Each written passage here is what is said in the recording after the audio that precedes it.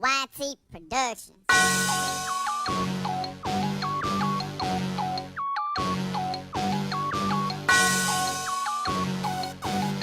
Yeah. I love my HBCU, and boy, I love it, I love it, I love my HBCU, and man, I hope my team they won one. Yeah. I hope my team they won one. Yeah, man. I hope my team they won one. Yeah. I hope my team they won one. Yeah. I tune into the HBCU Sports Lab to see if my team won or lost. If they lost, I'm quiet as a mouse. But if they won, keep tab. I'ma do the dab, yeah. Dr. Cavill, he know what he be talking about. Mike and Charles, they know what they be talking about. They compress the analytic data with your hip hop. If you know them like I know them, they gon' tell you if your team, if they won or lost, and who the ball, So listen to Professor, yes sir, and pay attention, cause he gon' teach a lesson.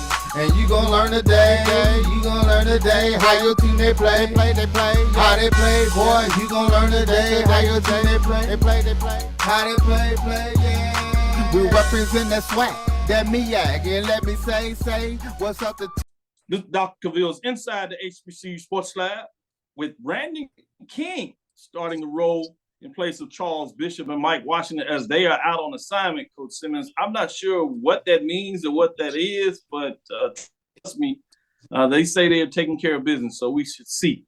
With that being said, as you see, and as you know, we have Coach Willie Simmons. He's the head football coach at Florida A&M, but let me make sure I put some respect on it, as they say. He is the SWAC champion and representative of the SWAC for the 2023 Celebration Bowl. I asked you this earlier during the press conference, but now we have viewers here, so I'll just ask it again as we get started. Coach, how does it feel? Has it sunk in? Yes, I get is the question.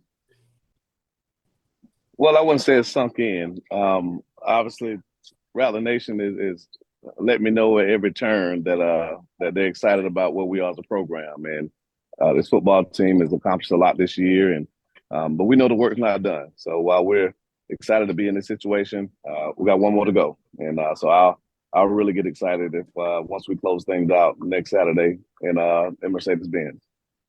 That's the coach I know, Coach Willie Shotgun Simmons. That's the coach I know. Business is not done. It's too early to celebrate. We got work to do. And I can see that focus level. I can literally see that in the SWAC championship game. You know, I text you and do that and certainly understand that you're a very busy man. And I messed with you today and said, hey, man, you ain't returned my text. I sent you congratulations. I'm moving so fast. You did send that one, but I'm thinking about the one before that going into the game, and I knew coach's focus, you know, as a Prairie View guy, I must admit, I was like, oh, we're in trouble. He's already good if he's not focused, but he's focused, it might be game over, set match. And you don't even play, but it goes like that. But before we get into questions, I just, you know, I'm fascinated in history. You talked about not being a historian, but you dropped some historic dimes on folks. I thought that was pretty sweet the way you kind of backdoored that. You know, you do have your degree in marketing there, as you remind a lot of folks. They don't quite understand it. You know, you put athlete, the student in student athlete. I like to say college athlete. You put it in there. But when the Celebration Bowl started in 2015, you actually were starting your head football career, which happened to be at Prairie View in 2015. This is coming off of 2014, where you were the offensive coordinator at Alcorn State, the Braves, where you won and won that championship, but there was no Celebration Bowl. You're literally starting that, and if it wasn't for a shootout that didn't quite go your way against Grambling in the State Fair Classic Cotton Bowl, you could have had Prairie View. And I say that not to revisit history, but the fact history has its own timing for everything. And you went to FAMU, had to build some things up, and look at you now. You're back in a championship position to play for a Cricket Celebration Bowl out of the SWAC still, but with the program that moved over from the MEAC to the SWAC. Just the synergy and all that. Have you had the time to think about that? I know that you respect that kind of history, so I imagine some spaces you kind of dig all that and you're like, wow, it's crazy. Well, I do think about the full circle aspect of all of this. Like you said, started my head coaching career the first year of the Celebration Bowl, and being really one game away from much of my coaching career. One game away in 15 at Prairie View, one game away my first year at FAMU in 18, one game away the last 2 years, and so 4 of my really 7 years leading programs, 8 years total, but I guess one season didn't count because of COVID. I've been one game away. And so to finally get over the hump, to finally be in this position with this football team is a truly special moment for me personally, but also for this institution, because we have been right down the cusp for so long, and now we're finally here. So, yeah, I mean, there are a lot of storylines with this game and how it ties to different moments throughout my coaching career. But again, it's surreal. And like I said, I'll take time to kind of reflect on it when it's all said and done.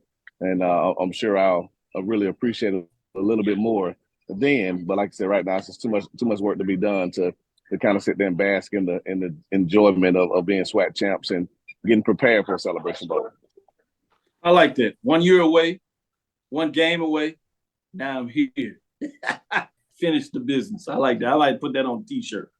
Brandon, go ahead and ask a follow-up question. Okay. Oh, good. I thought I was still muted. How you doing, Coach?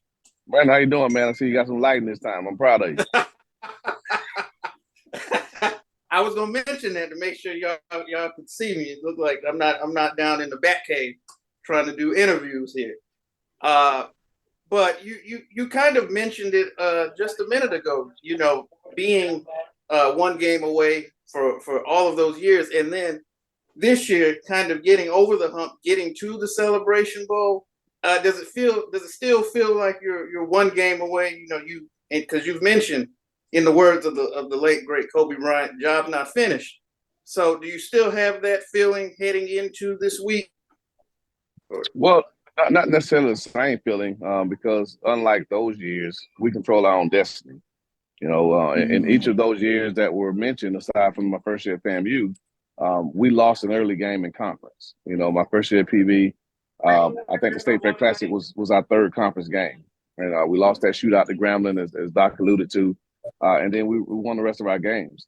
The last 2 years, we lost the first game of the season against Jackson State and won the rest of our games after that. And so the fact that, for many of those years, we were, quote unquote, playing from behind, it is a different feeling, because this time we do control our own destiny. We don't have to look at scores. We don't have to worry about anyone helping us. We control what happens. And that's a great feeling to be in. It's something that we talk to our team about all the time.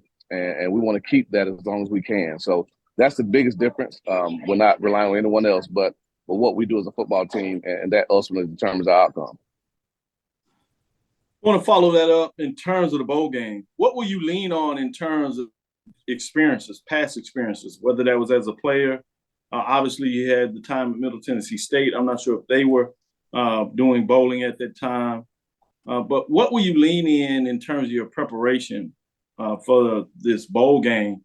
And it's unique from the standpoint that it actually will crown HBCU national champion. Well, I've been fortunate throughout my playing and coaching career. I played in 4 bowl games. I was a part of 4 bowl games as a collegiate athlete at Clemson. I was blessed to be able to coach in 2 bowl games there at Middle Tennessee, during my time there. And so being a part of 6 bowl experiences, along with many members of my staff who've also been a part of bowls, I think that unique experience will help us prepare our guys mentally for what they're about to encounter. The Orange Blossom Classic, I think, does a great job of trying to create a bowl type environment, bringing the teams down days early, having luncheons and different events for the guys, much like a bowl will. And so we're not unfamiliar with that setup, but this is the first time, obviously, that we'll do it at the end of the season with a national championship on the line. And so, just the discipline that our guys will need. It's a business trip. But you also want to make sure that you allow the guys to enjoy the experience of being in a bowl. And so we'll arrive Wednesday, and that will be really the night to kind of let the hair down a little bit. But once we get into Thursday, we'll get back into our preparation and really focus and lock in on the task at hand. But again, I think the experiences that we've all had as being a part of bowls will bode well for us next weekend. Follow-up question to that is, as I know you're on the move, and so we're going to make sure that you can get back to it as you're trying to get home to get starting on a lot of that preparation. If you would, in terms of the early preparation, because I know you always do that and prepare for that, what are some of the key things that we need to watch or consider as media folks to share with the public in regards to key components of this matchup? Well, again, I think if you look at both teams throughout the course of our season, we really established our identities as who we are. I think Howard has been a team that has been a very physical team all year. They've gone toe-to-toe with a Big 12 team, with a Mid-Atlantic team out of the MAC, and played extremely well against both teams. They beat the reigning HBCU national champs handily by being physical and being able to run the football. And so that's something that we have to be prepared for. I think our time and experience in the MEAC of having to play that physical brand of ball late in the season will help us, but at the end of the day, I think it's going to come down to a test of wills. Their will to run the football and be physical, our will to stop the run and be just as, if not more, physical. And so I think that's one of the biggest games within the game, like you like to say. And again, they have the top passing defense in the country, and we've been able to throw the football extremely well all season. And so there's some the old adage, what happens when an unstoppable force meets an immovable object, and something has to give.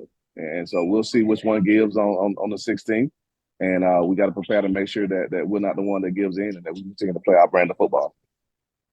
No doubt. Brandon, you have a follow-up question? Yeah, Coach. You just mentioned, obviously, it does in some ways kind of have an old MEAC feel to the game, and you've mentioned that familiarity that you have in terms of coaching in that league. Is there any, do you have any players that's left on within the team who was actually still there prior to you all coming to the SWAC? And if so, have those guys been able to communicate the experience of that type of physical brand of football to your ball club? Well, we have a few guys that are still on the team that were members of the MEAC. We have 4 individuals from our inaugural class in 18 that are still members, and then we have a lot of guys from that freshman class of 19 that are still members of this team when we were in the MEAC. And so, we haven't talked in detail about, what MEAC style of football is. At the end of the day, we pride ourselves on being a physical football team, right? You don't have the top defense in the country, one of the nation's top run defenses, if you're not physical. And so we don't have to necessarily compare our league to their league or, their style of play to our style of play. Again, when you play championship football, it's about physically imposing your will. And that's something that we've talked about since day one. And so we'll watch the film. We'll try to get an idea of how physical they are. Obviously, we'll see it firsthand come kickoff. But again, I don't think we need to make too much of, their MEAC team. And, we've been, I think that's a media storyline more than it is a reality. And we're going to just focus on being FAMU. And if we're FAMU, we've proven that we're good enough to get the job done as long as we play our style of football. Yes, I hear that quiet confidence. I know you all do say around those parts you brag differently, so I guess it makes sense. With that being said, get you out of here on this one. Any last comments that you want to leave your fans or just in general folks out there to consider in terms of this big time matchup, number 1 versus number 2? Well, yeah, I mean it's a great representation, like Coach Cal and I talked about today, of Black excellence. I think this game, it's a Celebration Bowl, and it represents all that is excellence in HBCUs, not just these 2 respective programs, but all of us.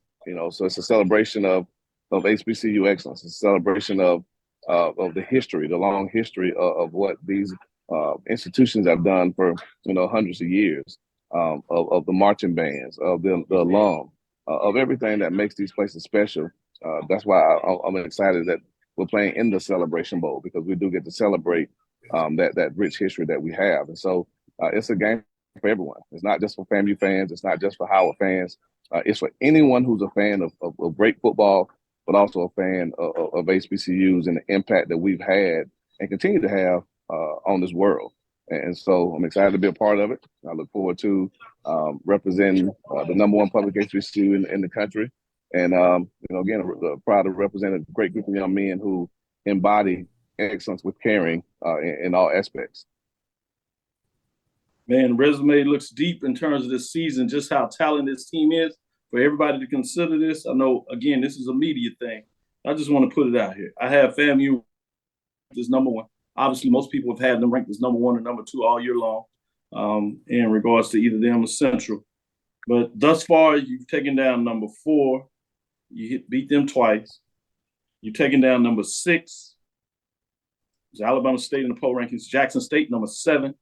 And number 8, Southern in regards to that. So just the measure of the accolades that this team has accomplished in regards to those wins, so people have maybe a little way to quantify it, I think that makes a statement. I know that's beyond where you want to go. It's just winning one more game, but I wanted to put it out there just to have people have an understanding of how big this is. And then the next matchup is against number 2, so it should be a good one. With that being said, Coach Simmons, we'll let you go catch your flight.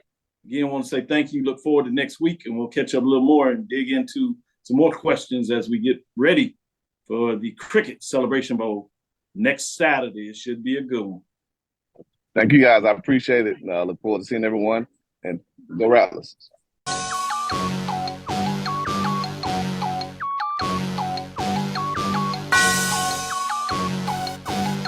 Yeah. I love my HBCU, and boy, I love it, love it. I love it, love it. I love my HBCU, and man, I hope my team they won one. Yeah. I hope my team they won one. Yeah, man. I hope my team they won one. I hope my team they won one. Yeah. I tune into the HBCU Sports Lab to see if my team won or lost. If they lost, I'm quiet as a mouse. But if they won, keep tab. I'ma do the dab, yeah. Dr. Cavill, he know what he be talking about. Mike and Charles, they know what they be talking about. They compress the analytic data with this hip hop. If you know them like I know them, they gon' tell you if your team, if they won or lost, and who the ball, So listen to Professor, yes sir, and pay attention, cause he gon' teach a lesson. This is Dr. Wills inside the HBC Sports Lab with Mike Washington and Charles Bishop. Mike Washington, Charles Bishop are on assignment. Coach Scott, they seem to always find themselves on assignment, but they're telling me they're taking care of business. I don't know. I keep looking at them a whole payroll, but we're going to see how we make it work. With that being said, how you doing, Coach Scott? I'm doing well. Just getting ready for the big game here in a week, but doing some media stuff, getting that behind us so then we can get to the really get in the lab. Like you're in the lab, Doc, get in the lab and get back to work. I like that. I see how you know how to play on the words. You like the intro. I see that. With that being said, welcome to episode 467 of Inside the HBCU Sports Lab, radio show and podcast, the show that's covering the sporting HBCU dash for all things HBCU sports for institutions large and small. From the NAIA to the NCAA, we share insights and information on the HBCU sports culture, HBCU athletic aesthetics to facilitate the story of HBCU athletic programs in the business of HBCU sports. For short, we just call it HBCU sports pedagogy. I'm your host, Dr. Kenyatta Cavill, along with my co-host, Mike Washington, Charles Bishop.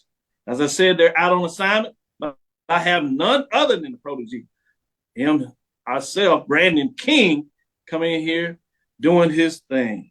We're filming from our home studios and sending a signal live to KCOH 1230 AM studios with the Texas Radio Hall of Famer, multi-Hall of Famer that is Ralph Cooper, in a beautiful home at Texas Southern University from Houston, Texas. Today's episode of Inside the HBCU Sports Lab is sponsored by THG Agency, LLC. THG Agency is a company that provides sporting, educational, and data analytics. With that being said, without further ado, let me bring back on our special guest. We got a special show. We're going to bring in the coaches that are playing for a championship. I have them ranked number 1 and number 2 in Dr. Ville's Inside the HBCU Sports Lab. With that being said, we have none other than Coach Scott, champions of the MEAC. Coach, Yes, sir. Yes, How does sir. it feel? How does it feel? Man, it feels great. But like I said earlier, it's just kind of just settle in. We were kind of been busy. We got right back to work, got right back at it with recruiting and all that good stuff. And then after this weekend's game and watching the SWAC championship, let that thing settle out and see that we got the Florida A&M Rattlers. It kind of got, kind of hit home and got real. So it was time to, wrap up the recruiting weekend and get back in the lab. Like I said, Doc, and start getting to work on trying to see if we can bring home a championship. Man, you're tireless. I see you making it work. As you said, you're in the middle of the business, watching the game, which means you're celebrating HBCU sports, but you putting work in there as you're doing recruiting. That's a powerful statement that it just doesn't stop. But, Yes, Coach, I like to go a little bit in terms of the history and connect back. And I know at some point you'll have real time to do it, but I'm going to see if I can take you back just a little bit. Okay. Spring Right, 2020. Spring 2020. COVID. Yes, sir. You take over the program, the world gets shut down, but you get a chance to play 2 games in the spring. It's supposed to be a couple of more. Some get shut out. And unfortunately, as the world would have it, you went 0-2. Can you talk about going from 0-2 in a COVID environment? All of us don't know what is going on. We're trying to really figure it out, literally figure it out as we go, to the point now that next Saturday, you will be playing for a national championship, HBCU national champion, the Cricket Celebration Bowl. Talk about reflecting just a little bit. Yeah, as you described it out and those things, it does take you back. And I'll take it all the way back a little bit further than you. Taking a job in February of 2020, before we even got to spring. I took the job. I get there in February, right after the national signing date. I stayed on at the University of Florida until we had completed that recruiting class. A couple of days later, I'm in Washington, D.C., trying to settle out what we're going to do here. And in March, right when we're getting ready to get started with our first true spring ball, the world shuts down, right? And literally, our kids went home for spring break. The plan was to let them go home for spring break, come back, and we're going to start our first spring. And lo and behold, we never came back. We never showed up. I didn't see our team or that football team until 11 months later.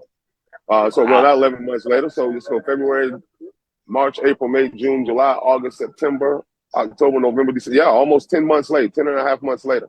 We were doing everything virtual. We would have meetings, just like we were going through a regular football season at Mondays at 2:30, kicking game. We had 6 opponents that we virtually game planned out, and we played a whole virtual season. And on Friday afternoons at 3 o'clock was game day for us. And we would have game day questions and put on, the film up on a monitor and ask the guy, what's his alignment, what's his assignment, what's his technique. And we did that for 6 games. And we played out, actually, the MEAC championship game and played out the scenario of one day being in the Celebration Bowl and did the whole thing. We played the Celebration Bowl, and that wrapped up our virtual season. Tried to come back again, like you said, in the spring. We tried to play a spring season in the dead winter of D.C., snow on the ground. I know nothing about snow, Doc. I don't know how to get, snow off the ground. We don't have removers on the turf. There were days we practiced, days we didn't get to practice, days we were completely shut down for 10 days and put into quarantine and all of those different things. And I didn't know one of these kids from Adam other than what we had done, virtual in the virtual space. As we got to know them and them get to know us and our staff and standard and expectation. So we were actually just shooting from the hip. I think before we played that first game, we might have had 14 practices under our belt before we just gave it a whim and just said, I don't care what the results of this is going to be. I got to figure out what we have here. Who can play a little bit, who can do some things and all. We just needed to figure it out. And took 2 losses under the chin there to, a team that actually had their team. They were at least able to lift and meet and be around each other and do those type of things. And some of them even practice. We didn't have that. But I knew we needed to find out what we were made of and what our personnel looked like and all those type of things as we moved into the 21 season, in which we only won 3 games in that season but I knew we were building something special with this young base, a young football team that we have to really develop. We don't go to the transfer portal. We don't bring in a whole bunch of guys that, play at other places and those type of things. We have to develop better than anybody else. And we pride ourselves in that. And so, you go through the 21 season, you win 3 games. You go through the next season following that, 22 season, and you tie for a conference title. You tie for it, and you lose a head-to-head match to North Carolina Central that went on to win the Celebration Bowl. And then a year from there, you win it outright. And now we have a chance to go play for it. So we like to refer to it in our time here, since we've had 3 complete cycles, 21, 22, and 23. we basically went. You know, we played for 2 championships in the 3-year cycle since we've been here. So we're proud of what we've done here.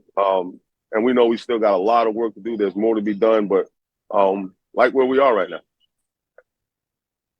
Great points. I'm glad that you took us back.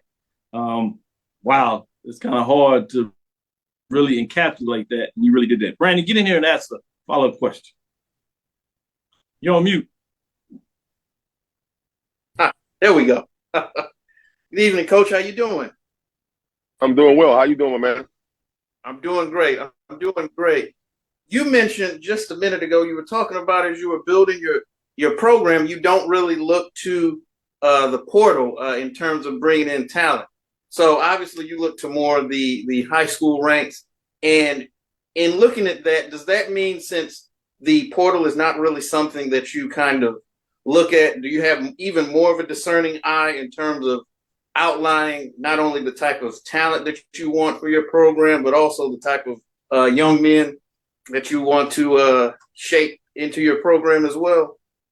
Absolutely. I mean, it's Howard University, right? You have to make sure, that, they match the culture and the profile here academically. And can handle the academic rigors of what Howard is, but also we got to find guys that love football, that love every aspect of playing the game, not like it. We kind of changed the rhetoric around here from I go to Howard and I play football to I play football at Howard.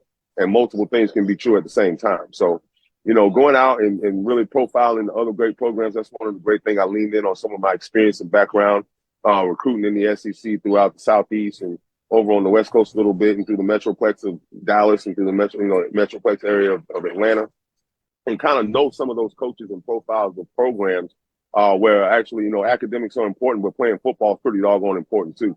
And those are the type of kids that are going to fit what we build at Howard and how we're going to do it. And we're going to have to do it with high school kids because the transfer deal kind of don't work out with transferable credits for a lot of guys trying to transfer in here to Howard. So we have to make sure we don't miss. We have to do a very good job in recruiting. And that's why we're still very much so developmental in every aspect of what we do. We watch a ton of film on high school guys.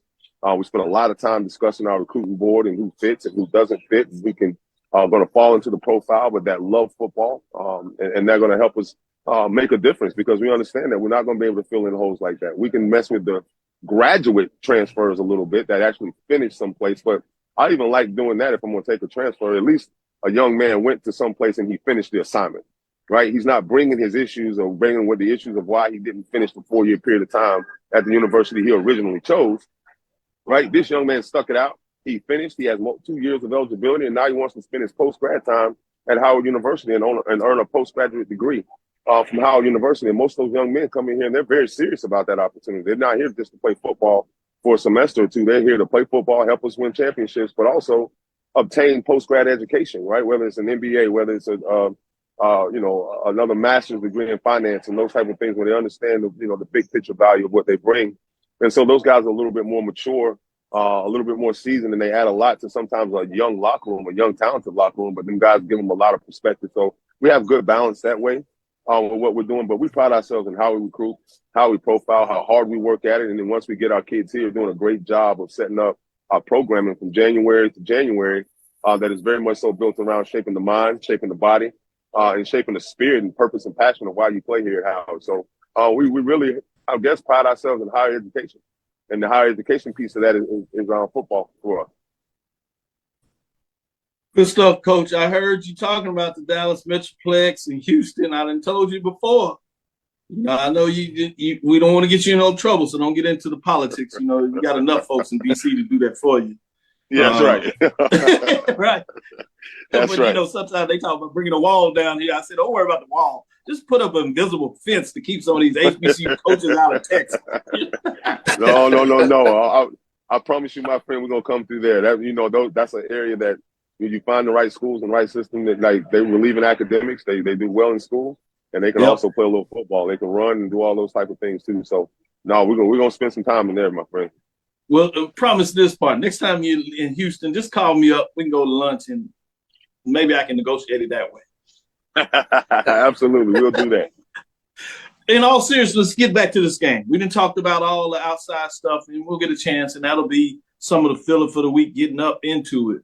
But talk to for these football people that watch the show here. They really want to get into some of the X's and O's. From your perspective, in terms of this matchup, give us some insight on some things that we should consider that might not necessarily come out this week from your perspective.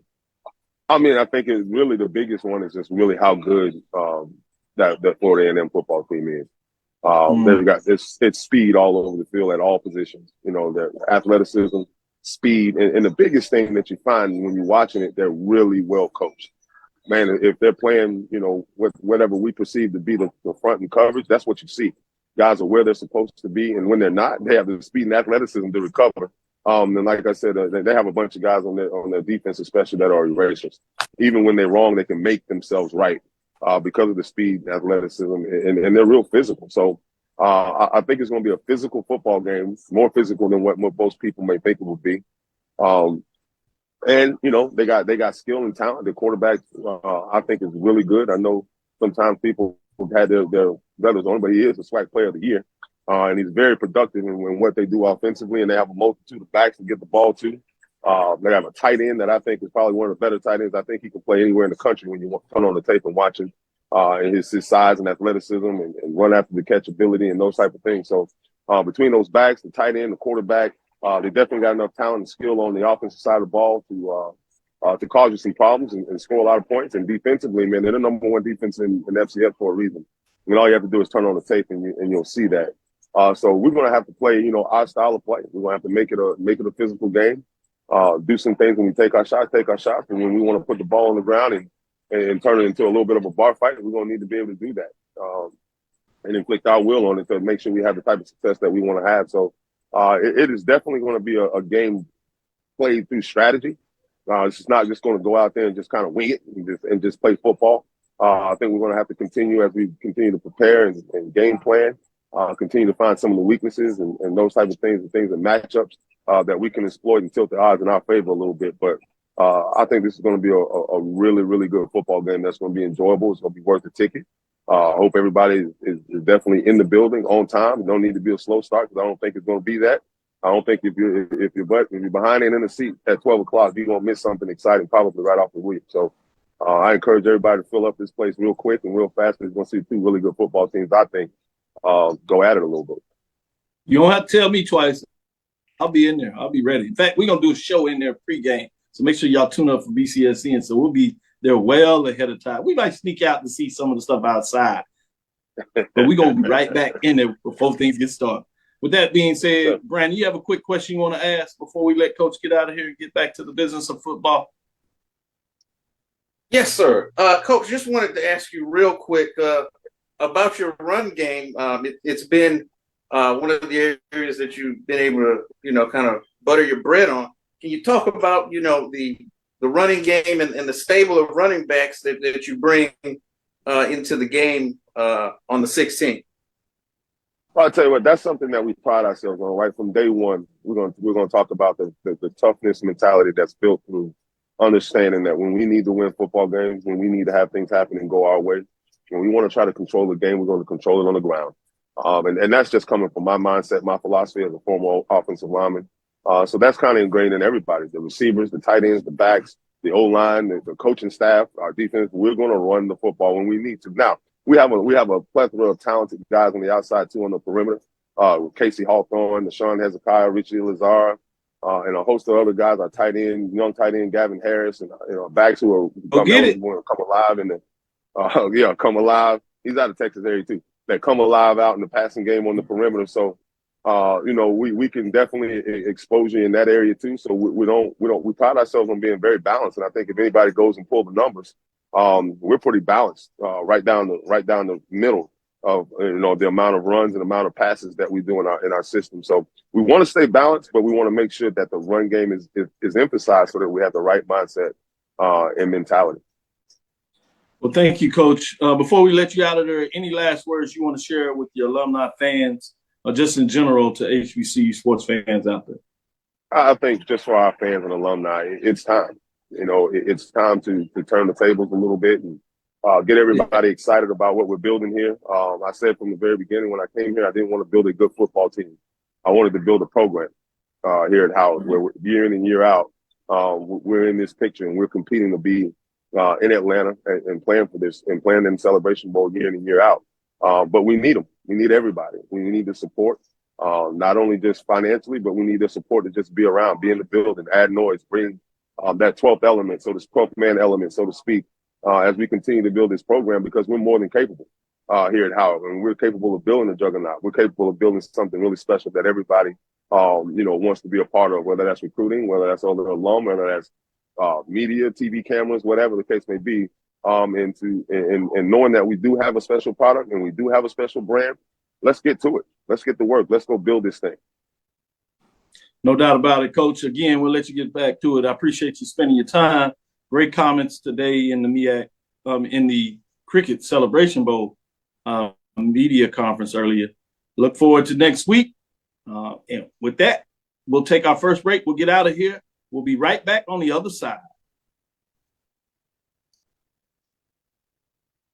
Charmin Ultra Soft has so much cushiony softness, it's hard for your family to remember they can use less.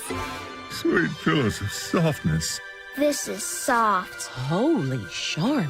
Oh, excuse me. Roll it back, everybody. Sorry. Charmin Ultra Soft is so cushiony soft, you'll want more, but it's so absorbent, you can use less, so it's always worth it. Now, what did we learn about using less? You gotta roll it back, everybody. We all go, why not enjoy the go with Charmin? At CDW, we get speed as the new currency of success. Our team spends way too much time tending to outdated applications and software when they should be focused on driving application agility and innovation. CDW Amplify Development Services modernizes software and application development to help accelerate innovation and digital transformation. So you mean building new applications, UI, and mobile interfaces? Well, you said you needed to innovate more quickly. Oh, so he's a listener. To do more at scale, trust CDW Amplify Development Services. Nope. Nope. Come on, him? Ooh, I like him.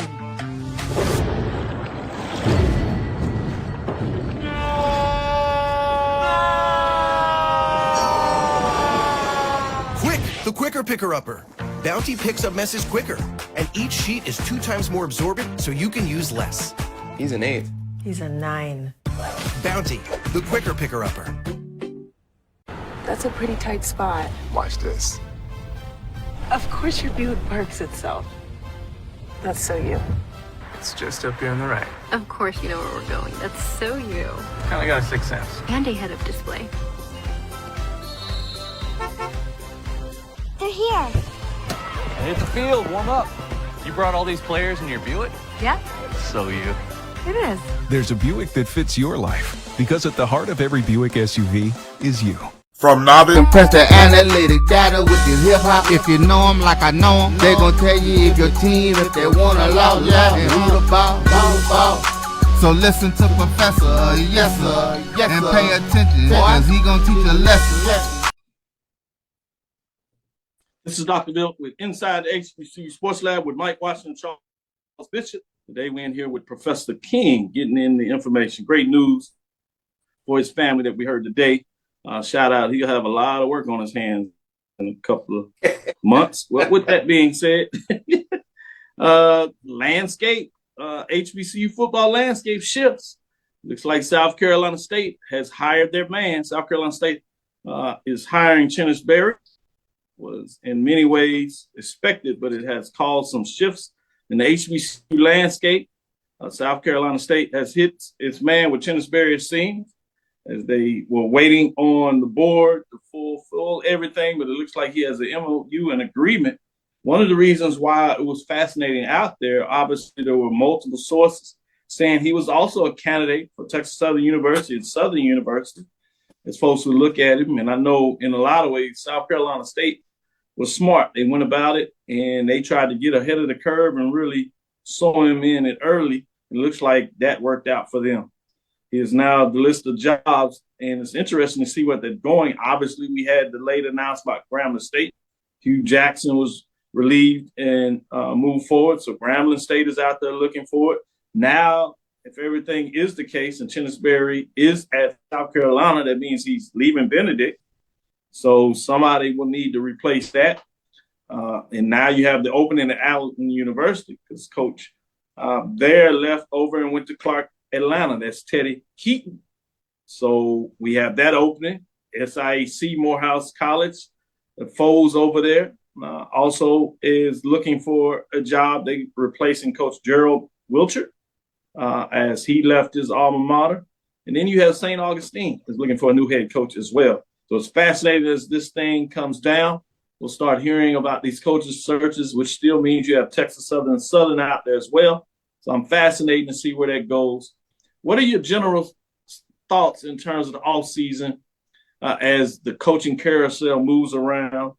If it's true that Chennisberry is basically agreed, all things are waiting on the final approval by the board there in South Carolina State. What are your thoughts on that move, and maybe some thoughts in terms of where things may go at some of these other institutions? Well, Doc, I think South Carolina State getting Coach Berry was a tremendous pickup. Obviously, he was the hottest name in HBCU coaching, really for at least the past 18 months. Any team that had some shakiness at the head coaching position, whether they still had a coach at the time or not, his name was one that was being bantied about. And I think that obviously with him being in South Carolina already at Benedict, if he can continue to recruit that state as well, seeing what he put together at Benedict and how quickly he was able to transform that program into the buzzsaw that we saw run through the SIAC the past 2 years. Then the MEAC may be on notice very soon with what's gonna happen down at South Carolina State. When you look at some of these other jobs that are out there, and you alluded to them, obviously, your Grambling Southern, Texas Southern, Allen, and potentially, most likely, now Benedict. It's going to be very interesting to see how those shake out and what names that we're going to see in terms of that, because there are some coaches out there that maybe have been out lost my train of thought, that have been out of the game, so to speak, that names that we may see pop up. And so it's going to be interesting, particularly with some of these schools such as Grambling and Southern, where I'm looking at it from my standpoint. These are hires that the AD absolutely has to nail. Both AD Banks and Dr. Scott, they've got to nail these, because obviously you're coming into past your first hire as a coach, and then if for some reason this doesn't work out, now the microscope is going to be leaned on to athletic administration in terms of are you all the right people to make these type of decisions, to put these people in place. So it's going to be really interesting to see how this shakes out, and there's a lot of people that could potentially be under the gun in terms of having to make these types of decisions and making sure they get it correct. Yeah, good point. Good point. I'm always interested when people talk about people under the gun, because usually what you're referring to is these ADs. But I'm always fascinated of how quick we're able to put these landmines from these ADs when people that really follow HBCU sports, oftentimes you know that the AD is not making the call. And so if you want to get it right, you're going to put these landmines on these HBCUs. You need to do one or two things.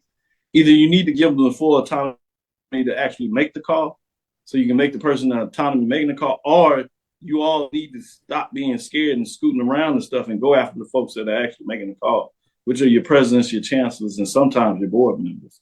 So I'm fascinated to see that, because I think oftentimes we're too quick to pull the trigger in, and we're pulling the trigger at the wrong person. And you know how that goes. We see that far too many in our neighborhoods for the very wrong reason. So hopefully that gives people some pause and some thought process.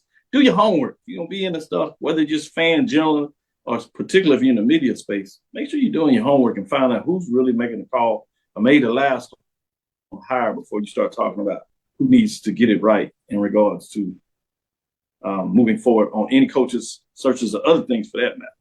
With that, before we get too far into it, Bowie State's Kyle Jackson named 2024 35 and under 35 participants by the AFCA.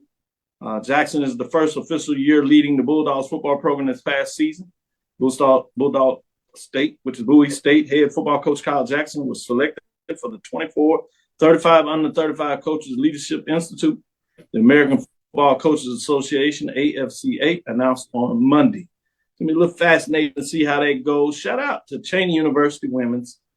Coach C. Vivian Stringer, honored by the Hall of Fame. This is from HBCU Game Day. The Basketball Hall of Fame is finally recognizing the accomplishments of Cheney University women's basketball coach under C. Vivian Stringer. Cheney University will receive the Trailblazer Award as part of the Women's Basketball Hall of Fame class of 2024. The Lady Wolves had an outstanding women's basketball program in the late 1970s and the early 1980s under the coach of Stringer and finished as the national runner-up at the women's 1982 NCAA Division I championships. As a family first, Stringer kept us together, and it was just, I've never played for a team that was just so much talent. End quote, Paulette Bigelow told HBCU Game Day in 2021. Quote, on one team, you had a starting five, and then on the second unit, that can come in and start also. Stringer was hired as a professor in 1971 before taking over the basketball program. Quote, we knew coming in we were different. We just knew that we had to. We were going to win a championship, end quote, says star forward Deborah Walker. Quote, we didn't take no an answer from anybody. We may be in practice and coach say practice is over. We are like, nah, wait a minute. We need to go over so-and-so again, end quote. Powerful when you talk about these dignitaries, the old and the young.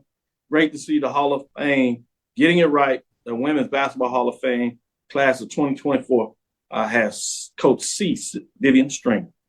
I do want to do this last one to get your thoughts on this as we talk a little bit of basketball, bringing it back to HBCU basketball. HBCU basketball, this is courtesy of HBCU Game Day as well.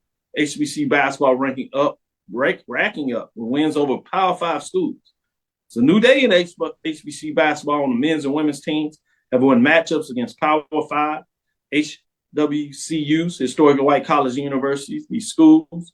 Historically, non-conference basketball games have been a struggle for HBCUs, particularly at the Division I level. Often they are matched against HWCUs for the top conferences that often result in lopsided defeats when you look at the financial disparity between the two.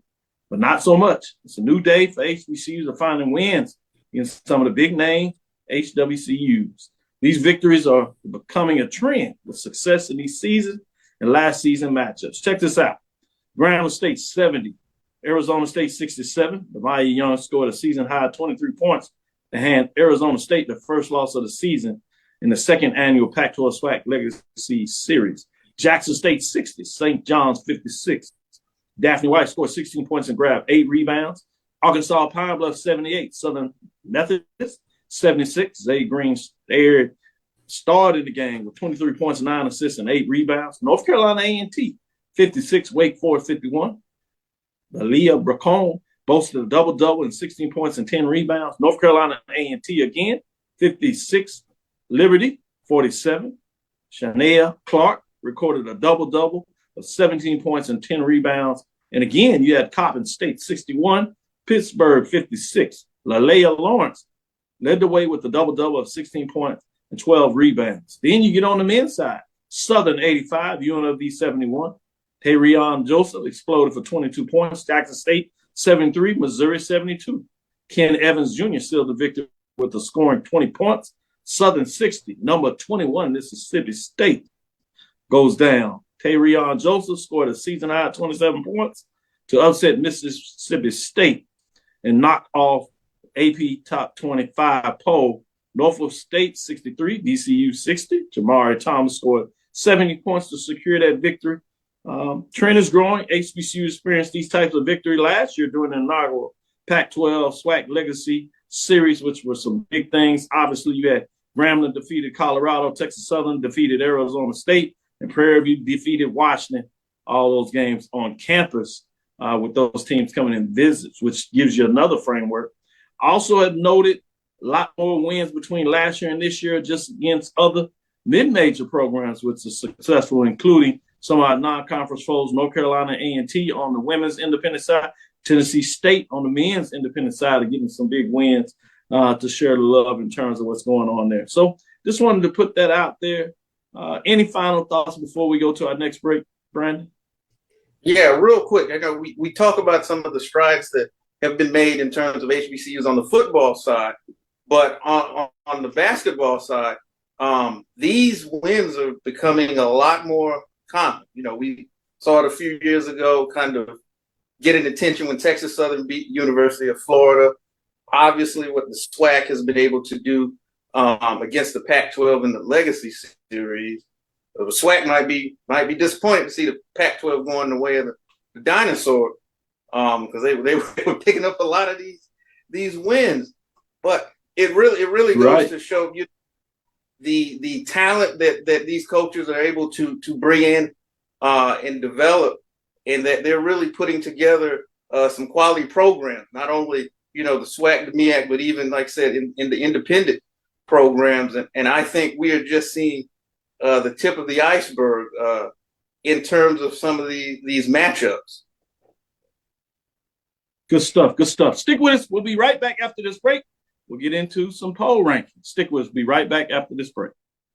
From novice to aficionado, find yourself here. High quality cigars plus personal customer service. Slow Burn is Waco's only mobile cigar lounge, featuring a meticulous, curated collection of premium cigars. Visit our website, www.slowburnwaco.com. That's www.slowburnwaco.com.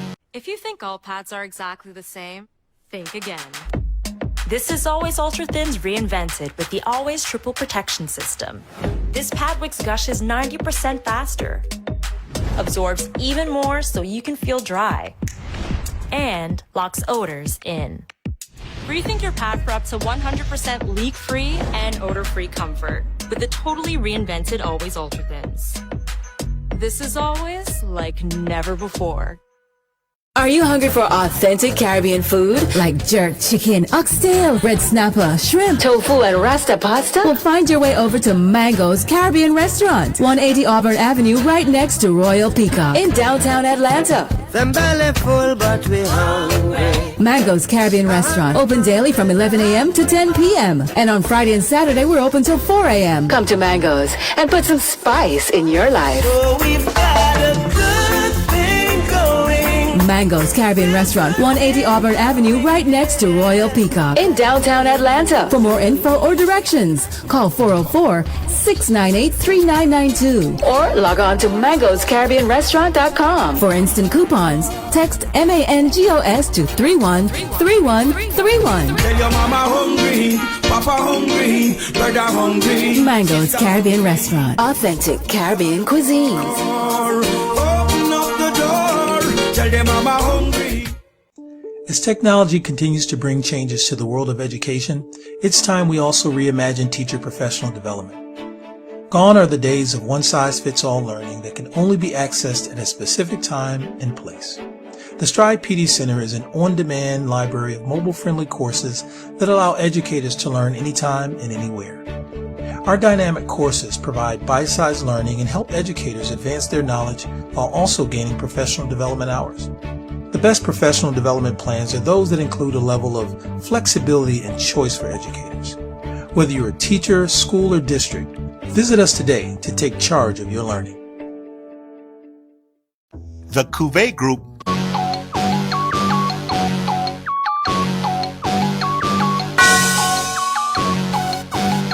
Yeah. I love my HBCU. And boy, I love it, love it. I love it, love it. I love my HBCU. And man, I hope my team they won one. Yeah. I hope my team they won one. This is Dr. Bill with Inside the HBCU Sports Lab. Let's get into our marching sport. As we've told you last couple of weeks, the mid-major marching sport, it's been frozen in terms of what takes place. We'll just give you an update, show you what that looks like. we still have Miles Golden Bears at the top in terms of the rankings, but you'll get all the programs here with Albany State Golden Rams at 7. At number 6, Virginia State Trojan Explosions, which will be playing for a mid-major Division II NAIA championship against Florida Memorial.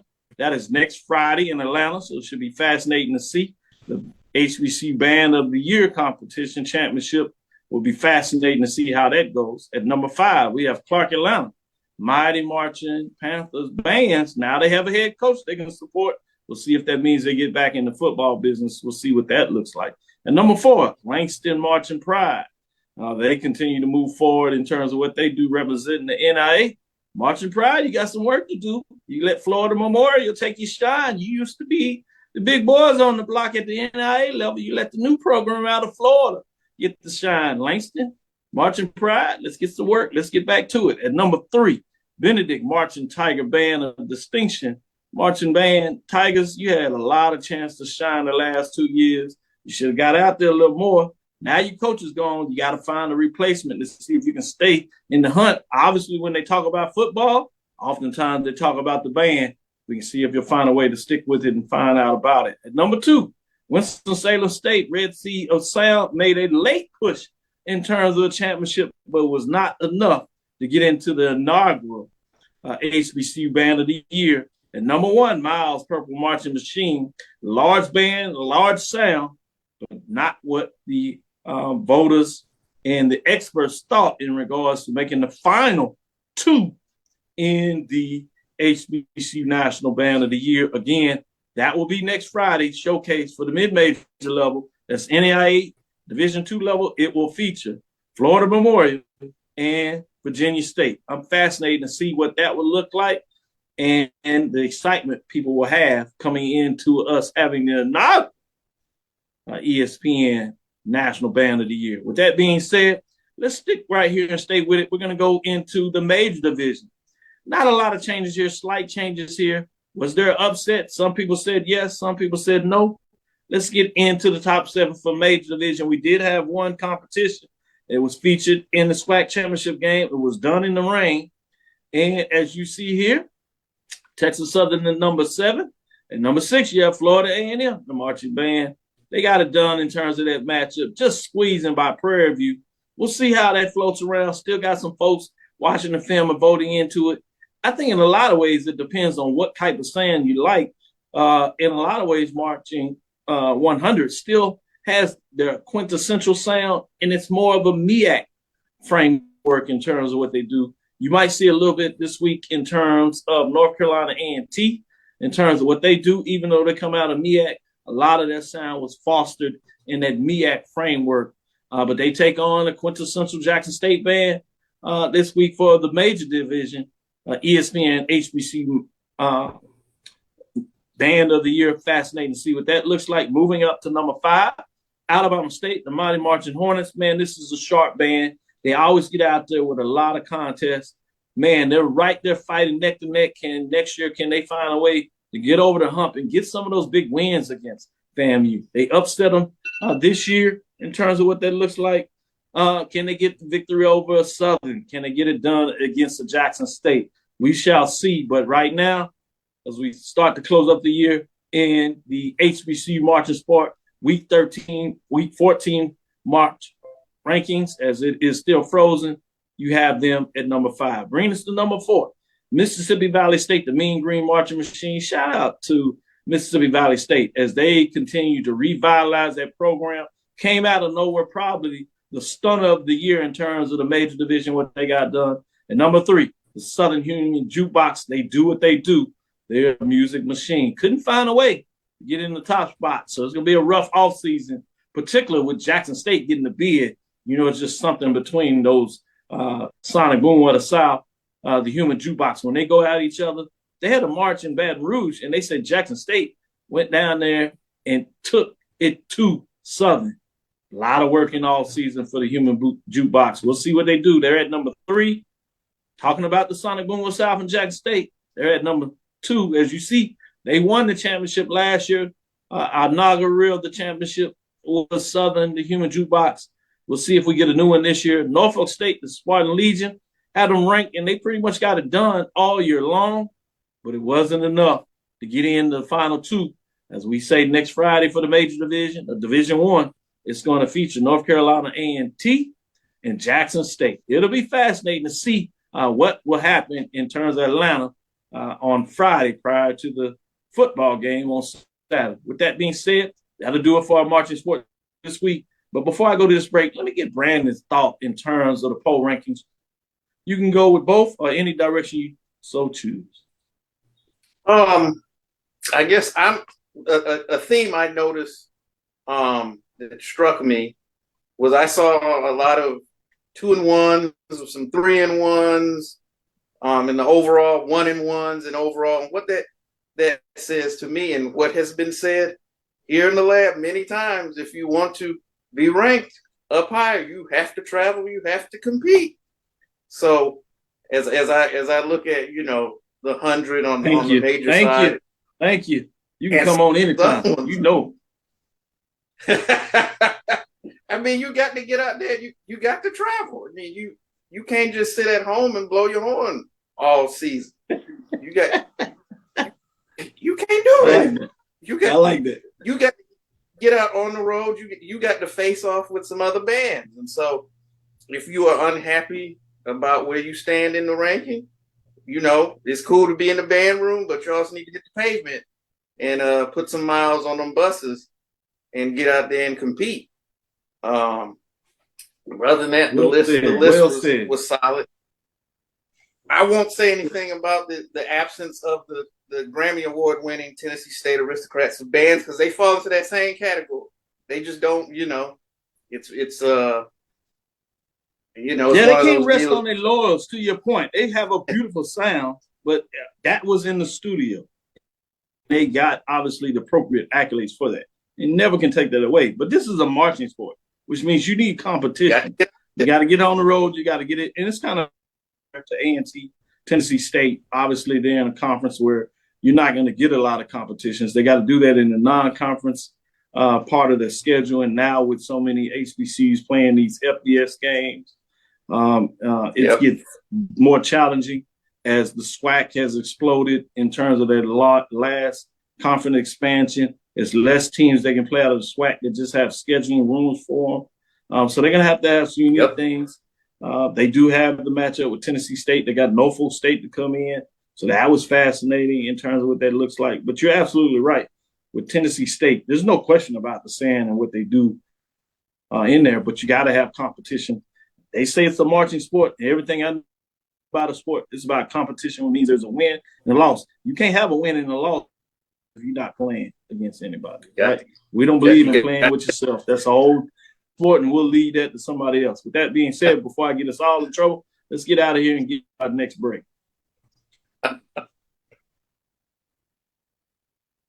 The Cuvée Group is a Florida-based marketing and training consulting firm. We help businesses communicate to their target audience and engage them in conversation. We also help to expand their audiences, which will ultimately result in growth for those organizations. In addition to being a certified constant contact specialist, my colleagues and I are also certified in John Maxwell Leadership Principles. We use these proven principles to conduct workshops, training, and private coaching sessions for individuals and companies looking to take things to the next level. Contact us to schedule a free consultation. Issues today, don't delay, call Cuvée. You're looking for the latest information on Southern University sports, the Southwestern Athletic Conference, and HBCU athletics. There's only one place to go. Tune in to the Carlos Brown Show, exclusively on the Black College Sports Network. It's never too early to plant the seed, to share the tradition, and instill a sense of pride in your HBCU with your little ones. HBCU Pride and Joy Children's Boutique helps you share your school spirit with a wide selection of adorable kids apparel and accessories officially licensed from your favorite HBCU. Visit hbcupridejoy.com and follow us on all social media at HBCU Pride Joy on Facebook and Twitter. Press the analytic data with your hip hop. If you know 'em like I know 'em, they gon' tell you if your team, if they wanna lose, and who the ball. So listen to Professor, yes sir, and pay attention, cause he gon' teach a lesson. This is Dr. Ville with Inside the HBC Sports Lab. Again, let's get into this matchup. Brandon, I want to get your thoughts on this as we won't necessarily get to catch up with you until maybe next week. So I want to get some early knowledge of how you're going to break this down. We got literally 2 weeks to kind of work through all this.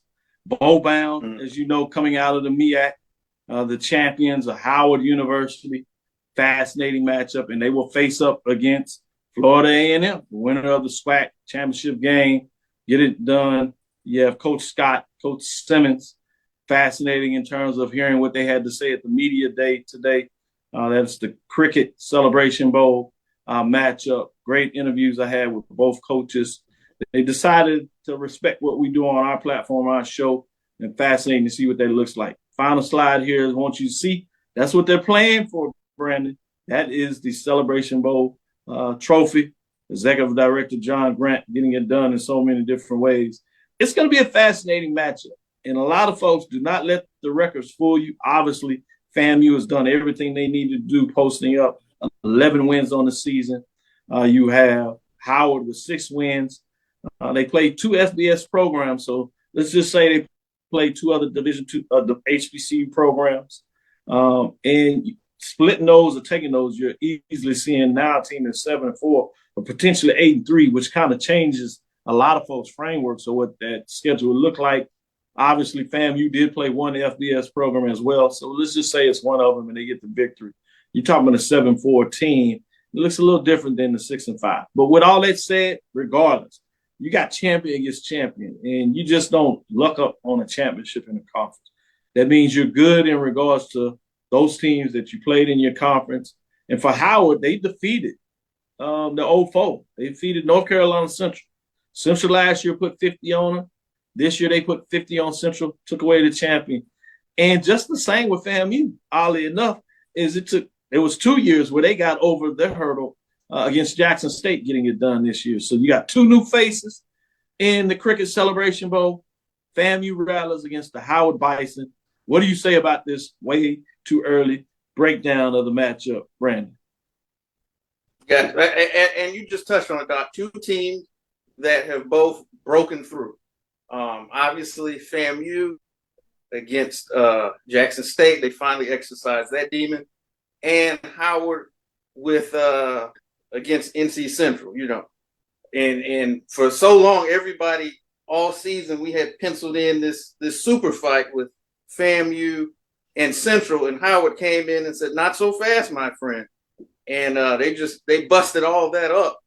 And like I said, it's easy to look at 6-5 versus 11-1 and say, "Oh, it's a mismatch," and that's certainly not the case.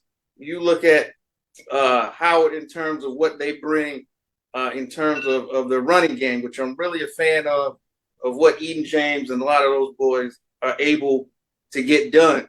You've got they've got 3 backs that average, that ran for over 300 yards this season and average at least 4.3 yards a carry.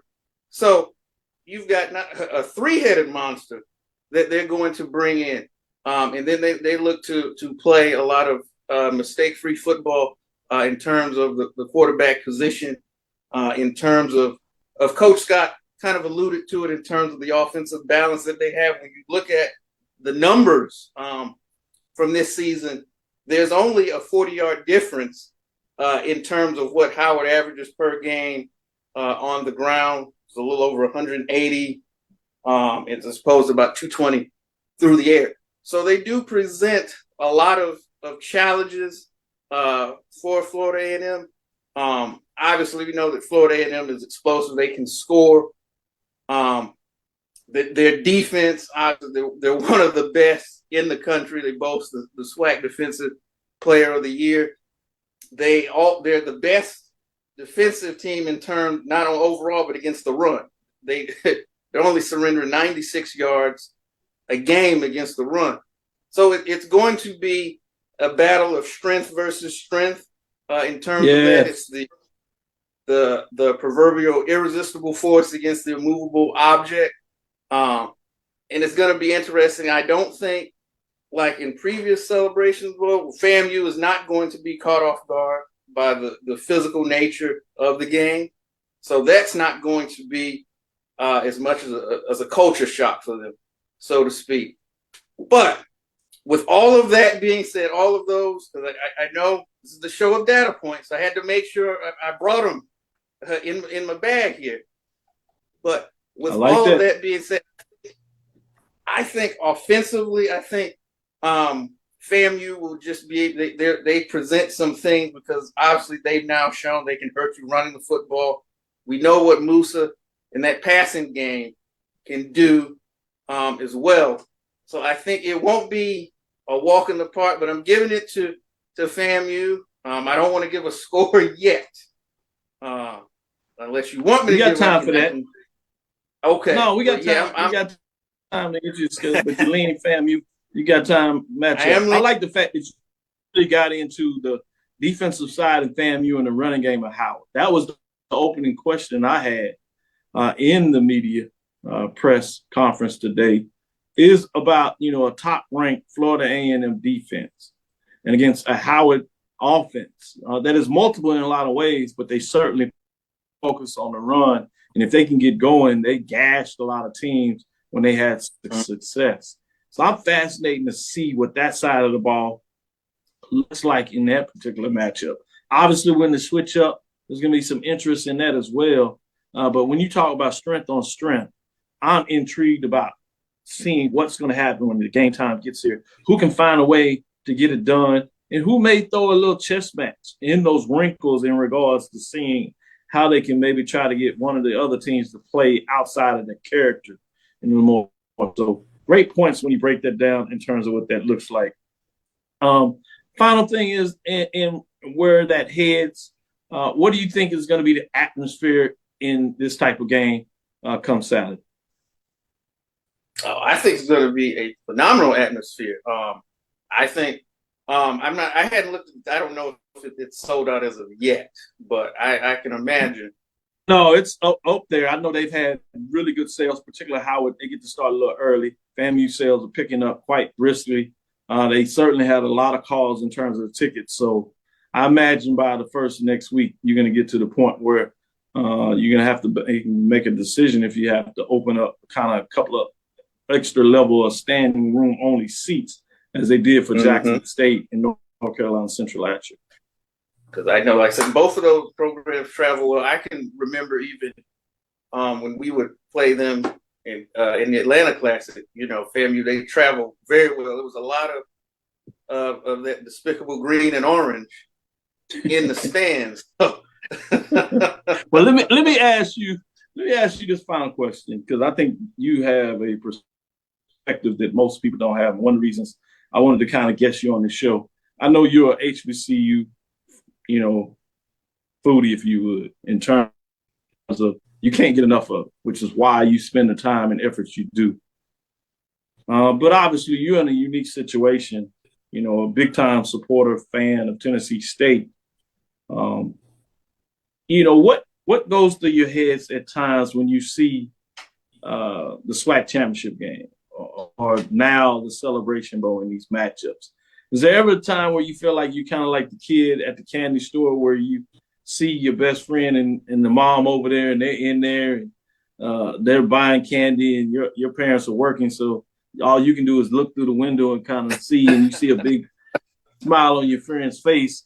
Obviously, he's a good friend, so you might get shared a little bit of it, but you can't go through it yourself.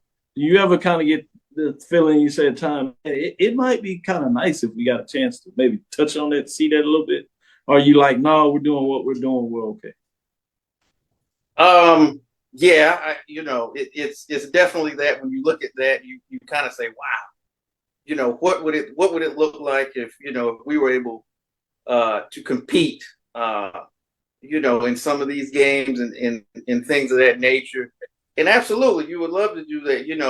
It would be a charge for the fan base. It would be a charge for the university body, and you look at those things, and not even just the SWAC championship or the Celebration Bowl, just games throughout the season. You know, whether it be a Florida Classic, a Soul Bowl, or things of that nature. And one of the kind of the lost things in terms of us being where we are is some of those cherished matchups. We don't really have it. There's not, as we look at our schedule, there's not really that. Grambling has Southern. Jackson has Southern or Alcorn and all these teams. That they have these storied rivalries against. We kind of don't really have that. So, good point. That is something that we would like to have. But unfortunately, for a variety of reasons, that's not in the cards right now. So,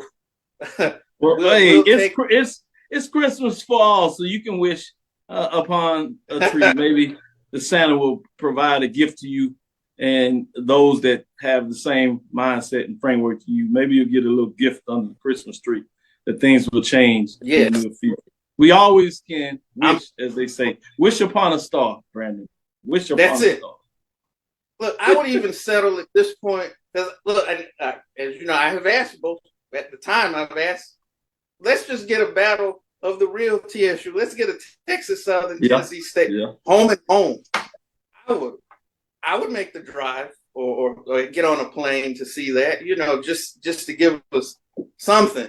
So anybody who's in an athletic administration in either one of those schools, I'm just putting it out there. So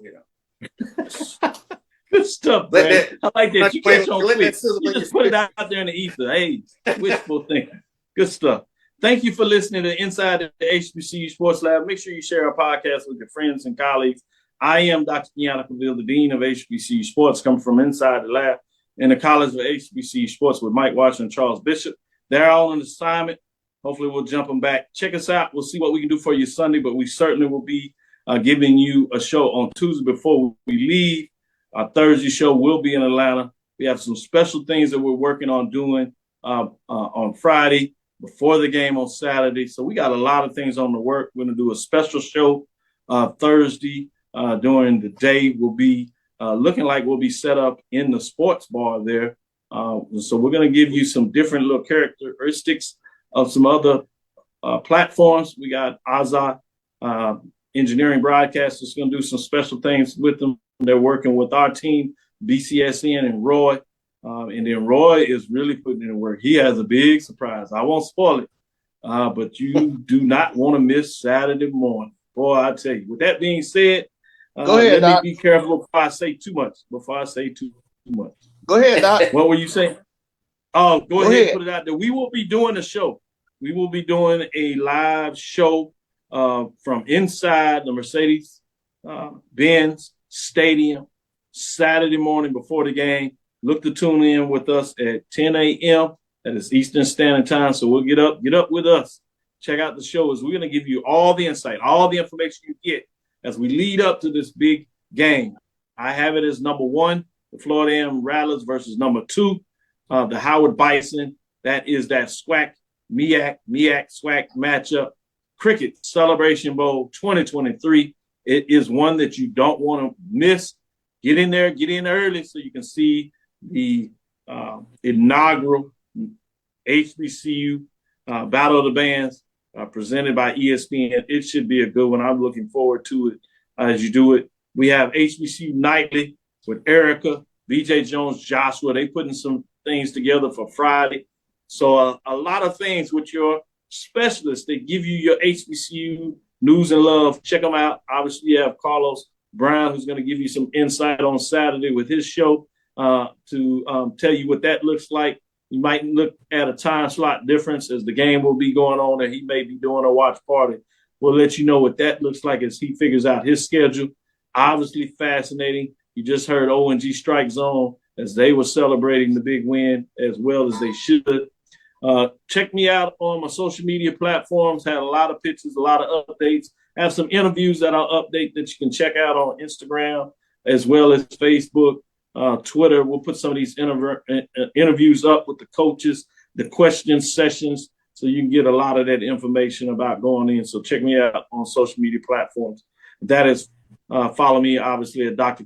Kenyatta Cavill. That's DrKenyattaCavil. That's Twitter, Facebook, Instagram. Again, we want to thank you for listening to Dr. Bill's Inside the HBCU Sports Lab with Mike Washington and Charles Bishop every Tuesday and Thursday at 6 o'clock Central Standard Time and Sundays at 9 during the football season. It's amazing. It's coming to an end. So that means our 9 o'clock Sunday show is coming to an end. Man, it's a labor of love, but it lets you know things are coming to the close. Again, dream big, continue to move forward. We will talk with you soon. Brandon? Of course. Lecture. Dismiss. Dismiss.